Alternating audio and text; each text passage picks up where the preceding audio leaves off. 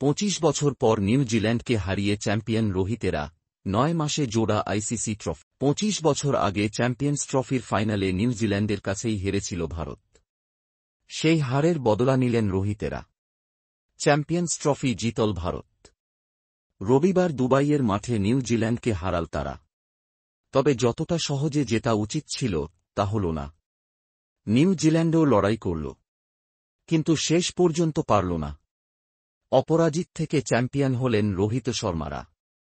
25 বছর আগে চ্যাম্পিয়ন্স ট্রফির ফাইনালে নিউজিল্যান্ডের কাছে হারতে হয়েছিল সৌরভ গঙ্গোপাধ্যায়ের ভারতকে। সেই হারের বদলা নিলেন রোহিতেরা। গত বছর জুন মাসে টি-20 বিশ্বকাপ জিতেছিল ভারত। 9 মাসের মধ্যে অধিনায়ক হিসাবে আরও একটি আইসিসি ট্রফি জিতলেন রোহিত। কোচ হিসাবে সফল গৌতম গম্ভীর। নিজের প্রথম আইসিসি ট্রফিতেই দলকে চ্যাম্পিয়ন করলেন তিনি। চলতি চ্যাম্পিয়ন্স ট্রফিতে একটি ম্যাচেও টস জিততে পারলেন না রোহিত। ফাইনালেও সেই ছবি দেখা গেল। একদিনের ক্রিকেটে টানা টস হারের নজির গড়লেন ভারত অধিনায়ক। তাতে অবশ্য কোনো সমস্যা হয়নি ভারতের। শেষ পর্যন্ত জয়ের হাসি হেসেছেন রোহিত। ব্যাট করতে নেমে শুরুটা খারাপ করেনি নিউজিল্যান্ড। দুই ওপেনার রাচিন রবীন্দ্র ও উইলিয়ন দ্রুত রান করছিলেন। ভালো দেখাচ্ছিল রাচিনকে। দুই পেসার মোহাম্মদ শামি ও হার্দিক পাণ্ড্যাকে নিশানা করেন তাঁরা। দেখে মনে হচ্ছিল বড় রান করার লক্ষ্য নিয়েছেন নিউজিল্যান্ডের দুই ওপেনার। তাঁদের আটকাতে পাওয়ার প্লের মধ্যেই দুই স্পিনারকে বল দিতে হয় রোহিতকে। ভারতকে আরও একবার ম্যাচে ফেরালেন বরুণ চক্রবর্তী। বল করতে এসে শুরুতেই সুযোগ তৈরি করেন তিনি। রাচিন বড় শট মারতে গিয়ে ক্যাচ তোলেন। বাউন্ডারিতে সেই সুযোগ ফসকান শ্রেয়স আয়ার। তাতে দমেননি বরুণ। 15 রানের মাথায় ইয়ংকে আউট করে নিউজিল্যান্ডকে প্রথম ধাক্কা দেন ভারতীয় স্পিনার। পরে যখন গ্লেন ফিলিপস হাত খোলার চেষ্টা করছেন, তখন 34 রানের মাথায় তাকে বোল্ড করেন বরুণ। 10 ওভার বল করে 45 রান দিয়ে 2 উইকেট নেন তিনি। ভারতের স্পিনারেরা ভালো বল করলেও পেসারেরা ব্যর্থ। শামি ও হার্দিককে নিশানা করলেন নিউজিল্যান্ডের ব্যাটারেরা। শামি 9 ওভার বল করে 74 রান দিলেন। নিলেন মাত্র 1 উইকেট। হার্দিক 3 ওভারে দিলেন 30 রান। কোনো উইকেট পাননি। দুই পেসার মিলিয়ে 12 ওভারে 104 রান দিয়েছেন। সেখানে স্পিনারেরা 38 ওভারে দিয়েছেন 144 রান। পেসারের একটু ভালো বল করতে পারলে নিউজিল্যান্ডের রান আরও কম হতো। এই ম্যাচেও ভারতের ফিল্ডিং খারাপ হল। 4টি ক্যাচ পড়ল।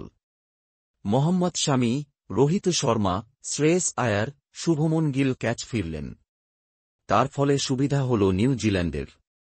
শুধু ক্যাচ ফসকানো নয়, বাউন্ডারিতে খারাপ ফিল্ডিং করলেন কুলদীপ, শুভমন। ফলে বেশ কিছু ক্ষেত্রে 1 রানের বদলে 2 রান হল। ভারত যদি ক্যাচগুলি ধরতে পারত তাহলে নিউজিল্যান্ড অনেক কম রানে আটকে যেত।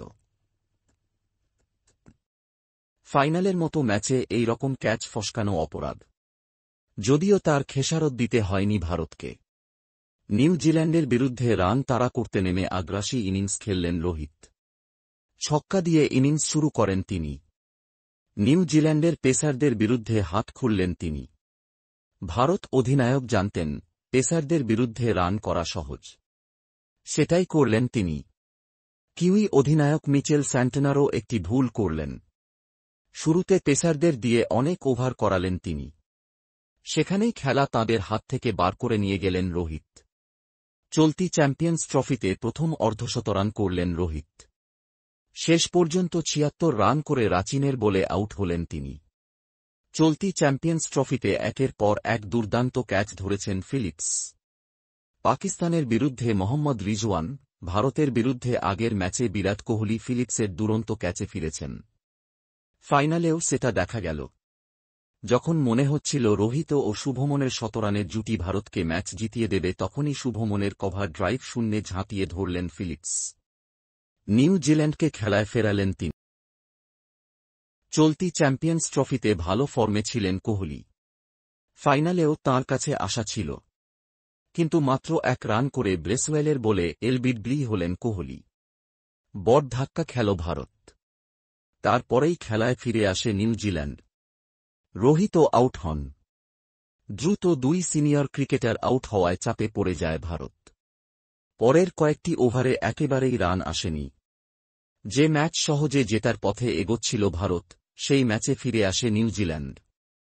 ম্যাচ হারলেও ফিল্ডিংয়ে ভারতকে টেক্কা দিল নিউজিল্যান্ড।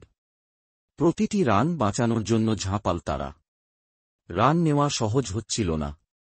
ফিল্ডিংয়ের ফাঁক বেশি পাওয়া যাচ্ছিল না। ডট বলের সংখ্যা বাড়ায় ভারতের উপর চাপ বাড়ছিল।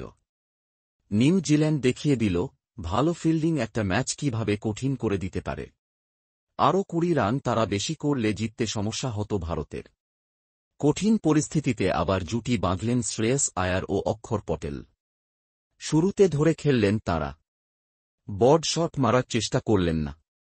হাত কিছুটা জমে যাওয়ার পরে খারাপ বল মারলেন। দুজনের মধ্যে 61 রানের জুটি হল। শ্রেয়স অবশ্য একবার জীবনদান পেলেন। তাঁর সহজ ক্যাচ ছাড়লেন কাইল জেমিসন। তবে তা কাজে লাগাতে পারলেন না শ্রেয়স। 48 রান করে স্যান্টনারের বলে ফিরলেন ভারতীয় ব্যাটার। ভারত ক্রমশ জয়ের দিকে এগোলেও হাল ছাড়েনি নিউজিল্যান্ড। ভালো বল করছিলেন স্পিনারেরা। 29 রান করে অকারণে বড় শট খেলতে যান অক্ষর। আউট হন তিনি। যেখানে সহজে ম্যাচ জেতা যায় সেখানে অঙ্ক জটিল করে তোলেন ভারতীয় ব্যাটারেরাই। চাপে পড়লেও খেই হারায়নি ভারত। লোকেশ রাহুল ও হার্দিক পান্ড্য নিজেদের অভিজ্ঞতা দেখালেন। ব্রেসওয়েল ও স্যান্টনারকে ধীরে খেললেন। তাঁরা জানতেন দুই স্পিনারের ওভার শেষ হলে সেরকম আর কোনো বোলার থাকবে না নিউজিল্যান্ডের। সেই সুযোগের অপেক্ষা করলেন তাঁরা। অহেতুক তাড়াহুড়ো করলেন না। হিসাব করে খেললেন। পেসারদের বিরুদ্ধে বড় শট মারলেন। হার্দিক আউট হলেও জিততে সমস্যা হল না ভারতের। 4 উইকেটে জিতলেন রোহিতেরা। জাডেজার শট বাউন্ডারি পার হতেই হাসি ফুটল ভারতীয় সমর্থকদের মুখে।